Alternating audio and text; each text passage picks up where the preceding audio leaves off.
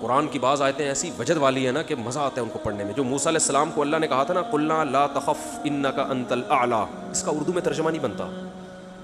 موسیٰ علیہ السلام کے سامنے جب جادوگر تھے نا تو جادوگروں نے ہزاروں لاٹھیاں پھینکی, سانپ بن کے حضرت موسیٰ کی طرف دوڑنے لگی. قرآن کہہ رہے فاوجس فی نفسہ خیفۃ موسیٰ, موسیٰ نے دل میں کیا محسوس کیا؟ خوف. دیکھو قرآن کے الفاظ یہ نہیں ہے کہ موسیٰ گھبرانے لگے, کیونکہ اگر گھبرانے لگتے نا دشمن پہ روب ختم ہو جاتا, دشمن کہتا ہار گئے.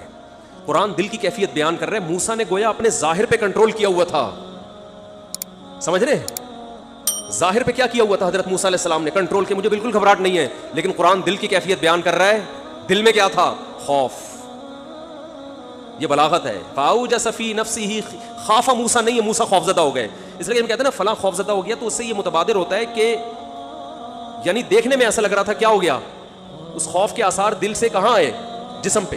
حضرت موسیٰ نے اپنے اوپر کنٹرول کیا کہ یہ اتنا بڑا مقابلہ ہو رہا ہے اسلام اور کفر کا, ایمان اور کفر کا, کہ اگر میں گھبرانے لگا نا ان کے سامنے تو یہ ان سے ان کا مورال کیا ہو جائے گا؟ بلند.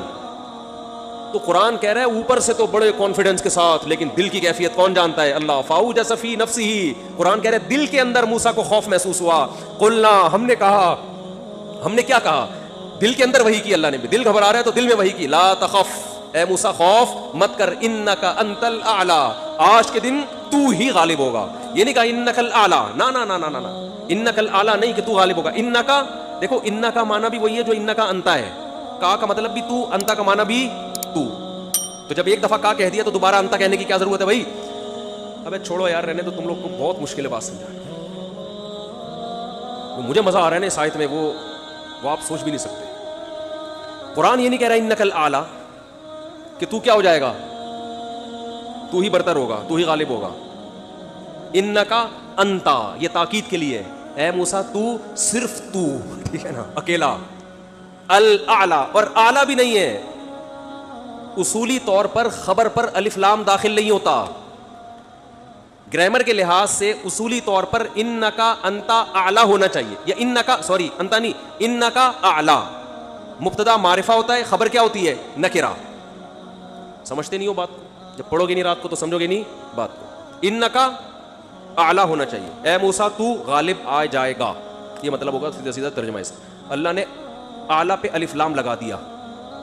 الف لام جب لگتا ہے نا کسی, تو وہ کسی اسپیسیفک چیز کو کہتے ہیں. جیسے کتاب کا مطلب کوئی بھی کتاب, الکتاب کا مطلب کوئی اسپیسیفک, کوئی خاص کتاب. آپ جب کہتے ہیں بندہ آیا ہے, بچے گھر میں آ کے بتا رہے ہوتے ہیں پنجاب میں بندہ آیا ہے, کراچی میں کہتے ہیں آدمی آیا کوئی.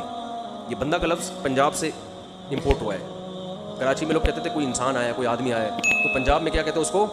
بندہ آیا. اچھا شگون کے انسان کا بچہ بن جائے, وہ بندہ بن جائے, ٹھیک ہے نا. تو ہم جب کہتے ہیں کوئی بندہ آیا ہے, یہ ایک بندہ آیا ہے, تو وہ ان نون ہوتا ہے. اکثر ابو کو بتا رہے ہوتے ہیں ابو ایک انکل آئے ہیں, اس کا مطلب کیا ہوتا ہے؟ کوئی ہے. لیکن اگر ایسا بندہ آیا ہو جس کا آپ کو پتا ہو, یعنی پہلے آ چکا ہو اور آپ اس کے انتظار کر رہے ہو, وہ اسپیسیفک وہ بندہ آ چکا ہو, تو عربی میں کہیں گے البندہ. بندہ عربی کا لفظ نہیں, لیکن میں سمجھانے کے لیے, جا رجل یو سڑے راغلے, یو سڑے کہیں گے نا, یو سڑے راغلے, موقع دے کے بھاگ لے. ایک بندہ آیا ہے, جا الرجل, تو اس کا مطلب وہ ایک مخصوص بندہ ہے جس کا پہلے سے آپ کی کھوپڑی میں تصور ہے. تو قرآن کہہ رہا ہے انکا انت الاعلی. الاعلی کا مطلب کہ جب مقابلہ ہو رہا ہے نا, تو جو شخص برتر آنے والا ہے, لوگوں کے ذہن میں گویا کہ اس کا ایک تصور ہے کہ ایک نہ ایک جیتے گا, تو وہ جو جیتنے والا مخصوص شخص ہے, آپ کے علاوہ کوئی بھی نہیں ہے وہ, اور صرف آپ ہی ہو. الاعلی کون ہے آج؟ الاعلی, اعلی نہیں بلکہ الاعلی کون ہے؟ پورا ترجمہ ہو نہیں سکتا اس کا. وہ کون ہے؟ اے موسیٰ صرف اور صرف تو ہی ہے. تو لا تخف, تجھے خوف زدہ ہونے کی ضرورت نہیں ہے. تو کیا بات کر رہا تھا میں, یہ آیت کہاں سے آ گئی؟ ہاں, تو یہی نبی صلی اللہ علیہ وسلم نے جو فرمایا نا, مل مسئول عنہا بعلم من السائل, یہ بھی کیا ہے؟ بلاغت ہے. جس سے پوچھا جا رہا ہے وہ سائل, مسئول سائل سے زیادہ نہیں جانتا. تو پھر حضرت جبریل نے, وہ جو انسان تھے, وہ جبریل تھے انسان کی شکل میں آئے تھے, انہوں نے پوچھا کہ علامات بتائیں, تو آپ نے فرمایا ان تلد الامۃ ربتہا. اس حدیث پہ جو ادب والی بات ہے وہ میں بھی گچی پکڑ کے رکھنا بھول نہ جاؤں, لیکن اس حدیث میں بات آ گئی ہے. تو ایک دلچسپ بات کیا ہے, آپ نے قیامت کی پہلی علامت بتائی کہ باندی اپنے آقا کو جنے گی, یعنی لونڈی اور غلام سے جو بچہ پیدا ہوگا وہ ماں کا بیٹا کم اور ماں کا باپ بولو زیادہ, ماں کا مولا اور ماں کا آقا زیادہ ہوگا. غلام کی مثال نہیں دی کیونکہ غلام مرد ہوتا ہے نا, اس پہ تصرف تھوڑا سا پھر بھی کم ہوتا ہے, یعنی وہ آپ کی ملکیت میں ہوتا ہے لیکن اس پہ کنٹرول کم ہوتا ہے کیونکہ آدمی ہے. جب عورت آپ کی ملکیت میں ہوتی ہے لونڈی, اس پہ وہ تو کمزور ہے نا, اس پہ کیا ہوتا ہے آپ کا تصرف زیادہ. تو جو مکمل غلام اور باندی تھی وہ جب جنے گی جس نسل کو, تو ہونا تو یہ چاہیے تھا کہ جس نے جنا ہے اس کا مقام اونچا, لیکن جس کو جنے گی نا وہی اس پہ کیا کرے گا. یعنی ماں کا تو ایسا حق ہے نا, ماں کو تو ساری دنیا جانتی ہے نا کہ ماں نے کیسے گود میں پالا, کیسے جنا, اور لوگ ماں کے تانے دیتے ہیں نا.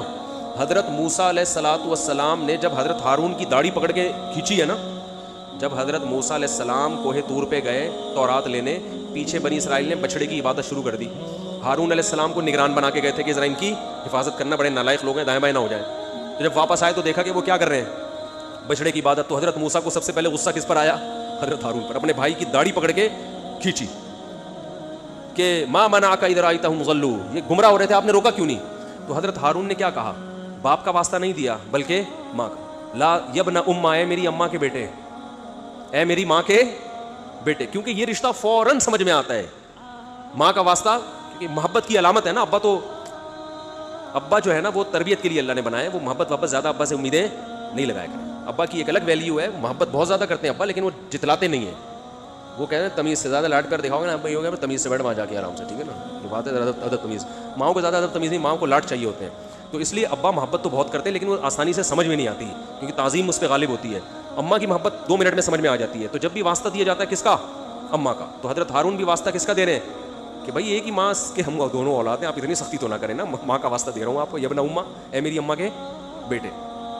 تو ماں جو اتنا قریبی رشتہ ہے, جس کی محبت سب کو سمجھ میں آتی ہے, اس کو غلام بنا لینا تو یہ کھوپڑی میں آنے والی بات نہیں ہے. لیکن حدیث میں کیا آتا ہے, قرب قیامت میں بیٹا کیا ہوگا, ماں پہ حکومت کرے گا, بیٹا ماں پہ حکومت کرے گا. تو ہونا تو یہ چاہیے تھا کہ جو جنے, وہ جس کو آپ جن رہے ہیں وہ ایک قسم کی غلام ہو, ماتحت ہو, لیکن الٹا حساب ہو رہا ہوگا. تو یہ بھی پتہ چل رہا ہے کہ ادب مارکیٹ سے کیا ہونا شروع ہو جائے گا, شارٹ. مطلب حدیث کا یہی ہے کہ چھوٹے جو ہے نا وہ بڑوں کی جگہ ہو جائیں گے اور بڑے, اور یہ خدا کی قسم آج اپنی آنکھوں سے میں دیکھ رہا ہوں, زیادہ تر لبرل لوگوں کے گھروں میں دیکھ رہا ہوں, دیندار گھروں میں کم. باپ اور ماں اپنے بچوں کو اسکولوں میں 15-20 ہزار روپے فیسیں دے کر بدتمیز بنا رہے ہیں باقاعدہ پیسوں کے ذریعے. یعنی اسکولوں میں پڑھا رہے ہیں, ماڈرن اسکول ہیں اور بہت ہی ماڈرن قسم کے اسکول جن میں مذہب نہیں ہے, بچہ انگلش بہت اچھی بول لیتا ہے, اور ٹھیک ٹھاک فیسیں دے کے کیا کر رہے ہیں, اپنی نافرمانی پیسے دے کے سکھا رہے ہیں. آج بھی میرے پاس ایک کیس آیا, کسی کو نہیں پتا چلے گا کس کی بات ہو رہی ہے. ایک صاحب نے کہا میں نے اپنی بچی کو ایڈمیشن کروایا, میں 20 ہزار روپے فیسیں دے رہا ہوں, اور وہ چرس پی رہی ہے, وہ پتہ نہیں کتنے لڑکوں سے دوستیاں لگا رہی ہے. تعلیم کو فوکس کرنے کے چکر میں تہذیب کا بیڑا غرق کر دیا. یعنی گویا کہ پیسے دے کے باقاعدہ کیا جا رہا ہے, اپنے بچوں کو خراب کیا جا رہا ہے. تو جنا بھی خود, احسان بھی خود کیا, اور نکلا کیا رزلٹ, وہی آپ پہ کیا کر رہا ہے حکومت, وہ آپ کی ایک بات ماننے کے لیے تیار نہیں ہے. تو یہ وہ دور ہے جس سے ہم گزر رہے ہیں. تو اس میں بھی ادب کی تلقین کی گئی ہے. جب کچھ اس طرح کے لوگ آتے ہیں نا میرے پاس, کہ باپ بیٹا بیٹھا ہوا ہوتا ہے اور باپ اپنے بیٹے کی شکایتیں کر رہا ہوتا ہے بڑے دھیمے لہجے میں کہ بچے کو غصہ نہ آ جائے, اور بیٹا جواب دے رہا ہوتا ہے بڑی اونچی آواز میں. یہ میں نے بہت دیکھ لیا ہے, بہت دیکھ لیا اپنی زندگی میں.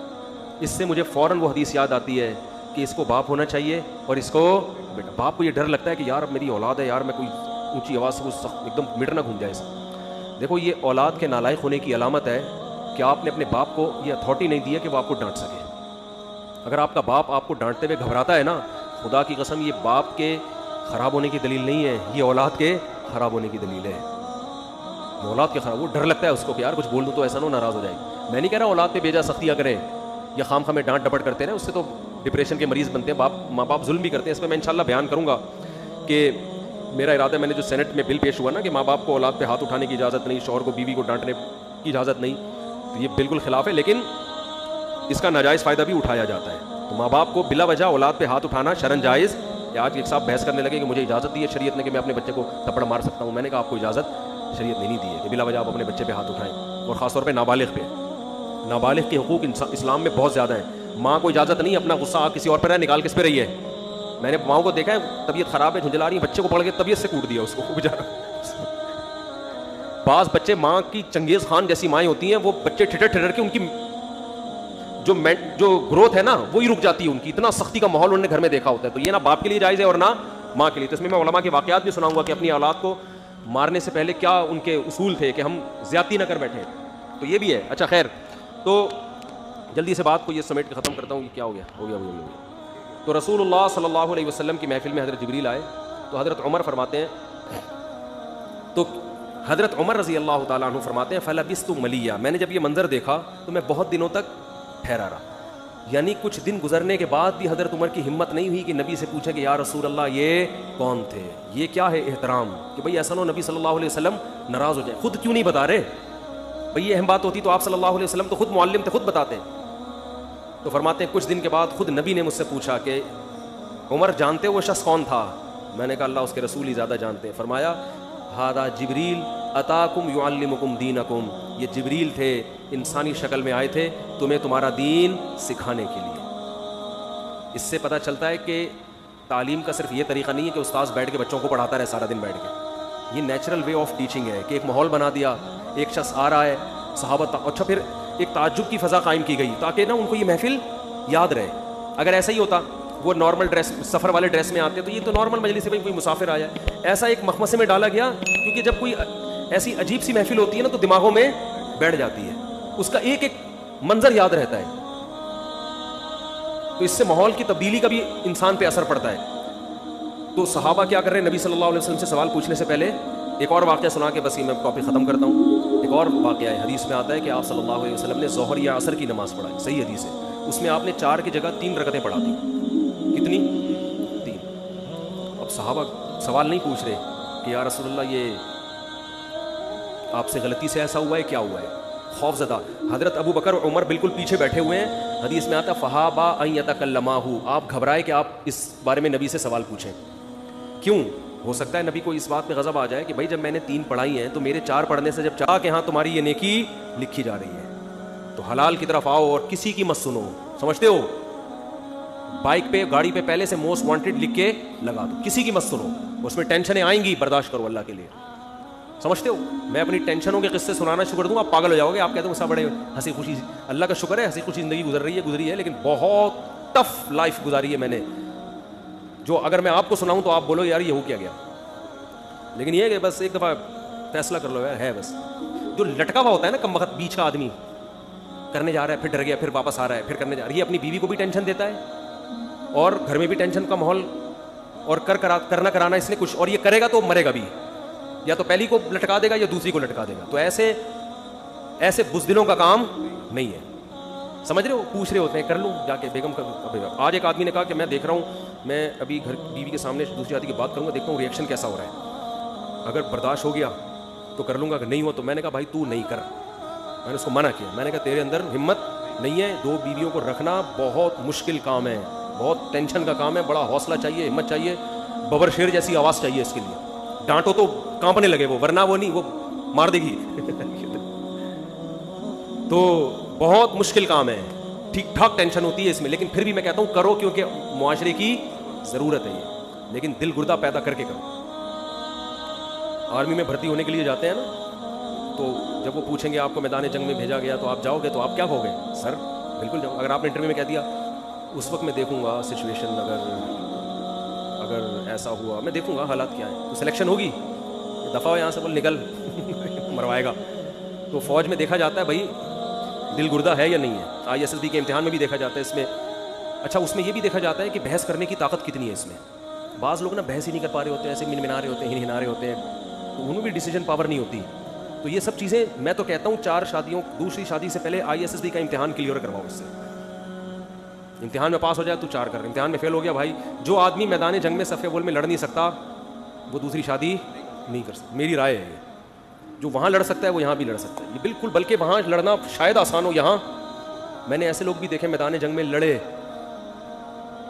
جنگ ہوئی، انڈیا پاکستان کی جنگیں تو ہوتی رہتی ہیں نا، میدان میں بہادری کے جوہر دکھائے، گھر میں آ کے کہا یار یہ کام ہم سے نہیں.